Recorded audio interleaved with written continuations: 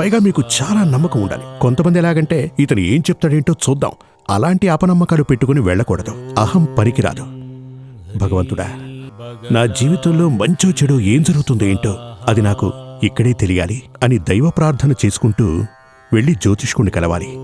ఏంటంటే ఈ శాస్త్రానికంటే ఇది కూడా ఓ లెక్కతోటి చేస్తారు. ఇప్పుడు కొంతమంది దేవుడు చుట్టూ ఊగుతారు, మీరు చూసుంటారుగా, పోనుకొంత ఊగిపోతూ ఉంటారు. అలాంటివి చెప్తూ ఉంటారు.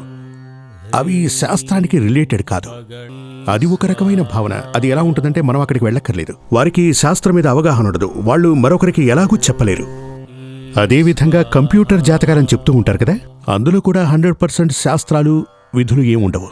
కానీ ఇందులో మాత్రం, అంటే జ్యోతిష్యంలో మాత్రం 100% శాస్త్రం ఉండాలి. అందులో ఎటువంటి మార్పు ఉండదు. ఇప్పుడు మీ అందరికీ అర్థమయ్యేలా ఓ విషయం చెప్తాను. లోక కళ్యాణ యోగా దినం అని ఉండేది కదా,